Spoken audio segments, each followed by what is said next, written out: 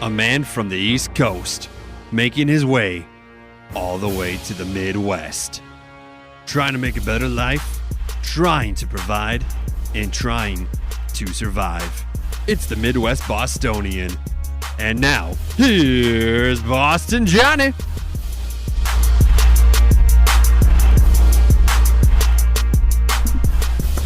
Welcome back to another podcast of the Midwest Bostonian.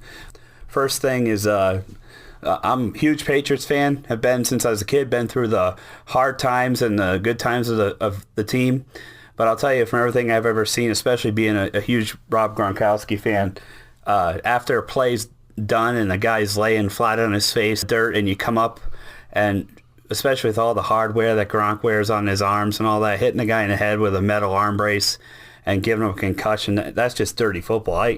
I really can't understand how that happened and what was going through the guy's head to do something like that, especially when the play was dead for such a long amount of time. The guy wasn't even up talking smack. You just walk up and do that to somebody. I never expected Gronkowski to be able to do something like that. Been a big fan of Gronk since day one and love the guy to death, but I really think of him a little bit differently now after doing something like that. It's just not how Patriots do things in my mind. I always thought that they were really classy in the way they play, and that was like in a Dominican Sue move or something like that. And I just pray for the guy that got the concussion that he gets better. Looked like he was really messed up, bleeding from the mouth and all that. It really bothered me.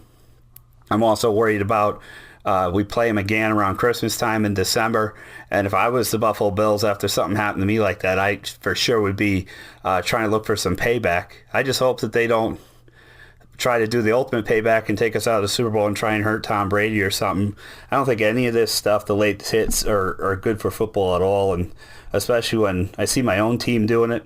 I love my team, but I'm not going to – I just don't stand up for that kind of stuff, and hopefully Gronk meant something by his apology, and I really think he should have gotten 2 games. I was shocked that he only got 1. I just think it was handled a little too lightly, but I just don't think it was handled well.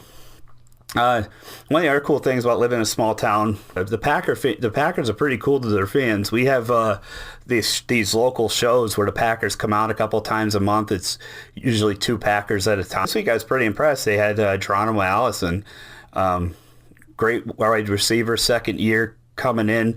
I understand the guy's not a number 1 wide receiver by any means, but he's young and he's got great skills, and he's done a great job filling in during their injuries. And I was so shocked. I go there, and I went there like almost around start time thinking, hey, I'm not even going to get in the parking lot, but if I have a chance to meet an NFL player, heck, why not? I'll do it. I got there. Nobody showed up. There was literally not even a full room of people. And these poor guys, well, I guess they get paid for it, so poor guys, whatever, but they come down there to see the fans and make almost, I'd say it's about over an hour drive to get down there. I mean, they're taking in a car and all that, but they come down and you sit there, and I'm this Patriots fan, and I'm able to sit there and chat with the guys. I was able to ask them a bunch of questions that, heck, I've never talked to an NFL player in my life, so I didn't care that they played for the Packers, and their fans aren't there. Hell, I'll be there and ask the guy things that I never ever thought of asking any player before. They had Bret Hundley there, who was a backup for Aaron Rodgers, and nobody was there, even knowing that he was going to be starting for him. And Aaron Jones has been the running back. And they just sit there and you just get to meet all these people, and there's no lines, no charge, no anything. I can tell you this, back home, I don't care if it was the punter's wife, there would be people gathered up around the block just to get a view of it, but to get to sit there and actually chat with them and take selfies and laugh and joke around, and it was just a really good experience. And I just makes me wonder about the Packers fans. It's like you can't handle going a couple blocks from your house to get to meet someone from your own team. I'm not a big fan. I like some of the players, and I think Geronimo Allison's a cool guy, and I just feel say how much you're into your team and you don't even show up for something like that that's like an hour long and no lines. Just makes no sense to me. One of the things the biggest thing reason why I wanted to do the podcast this week, I was really excited for, is I want to talk about I just don't understand the Packers being a young team and all that. It's, they have to step up because of injuries to Aaron Rodgers and a lot of the other playmakers. And this week they ended up tying the game at the end and going for the field goal to tie it and then going to overtime. They eventually won. To see these guys fight so hard as they did to, Hundley threw the ball for only 54 yards the whole game.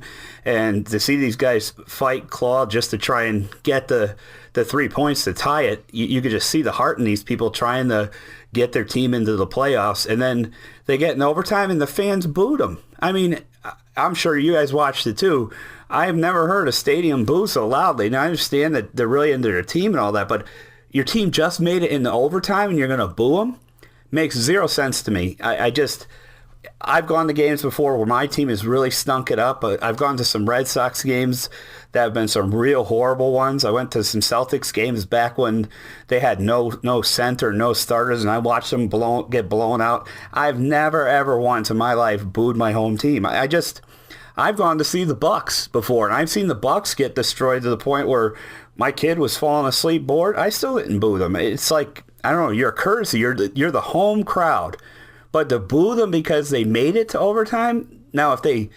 like I said, it just blows my mind. I can't understand why you do it at all, but your team didn't lose the game. They made it somewhere. Last week, they lost the game to Pittsburgh, and you were cheering them on. This week, they get to overtime, and you boo them. And then once they win, you go on the TV saying how amazing they are, and they're so great, and this and that. You guys are just bandwagon fans to me. I know that some of you listen to me from Wisconsin and all that, and I'm all for, like I said, I like the players and I like what I saw, but I just don't understand some of the stuff you do. Booing your team off the field and then praising them after they win, and it drives me crazy. Either cheer for your team or don't cheer for your team, but to play it both ways, that's not what a fan is in my mind. And I just want to get that off my chest this week.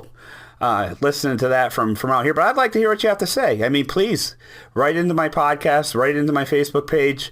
Tell me what you think. I mean, is it different? Do I misunderstand? Did you boo because you felt that they had a chance to score a touchdown and they didn't take it? In my mind, football is a game of who has the ball, and if you you tie the game, you live to fight another day, and you get another chance to win rather than taking one risky throw that's over 25 yards. I'd go for the tie all day, but maybe it's maybe I don't know football well enough because, like I said, I'm mainly a baseball fan. But I just don't understand why you'd boo your team going to overtime. But I'd love to hear about it. If you message me on it, I'll definitely bring up your message and maybe you'll learn me something and make me a better fan. I'd really appreciate that. This is kind of a bonus segment. This week I'm not going to have an interview. I'm probably going to do another session near the end of the week. But in this podcast, I'm just coming in to talk a little bit about the football and how I enjoyed meeting Geronimo Allison this week, and wasn't really happy with the Gronkowski situation. Hope he does more than just say sorry and does something, maybe donate some money in the guy's name, and I hope the guy's okay. And just wanted to reach out and touch you guys. Really enjoying doing the podcast. Hope you're enjoying listening to it.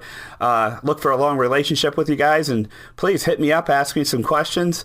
Maybe I'll dial you up and interview you on Skype, or bring you into our studio and do an interview with you. It's all about the fans for me and interaction. So hit me up. My email is midwestbostonian17@gmail.com. This number is Assam. I look forward to hearing from you. Have enjoyed the people that have talked to me so far, and I hope to keep getting the great feedback. Thank you.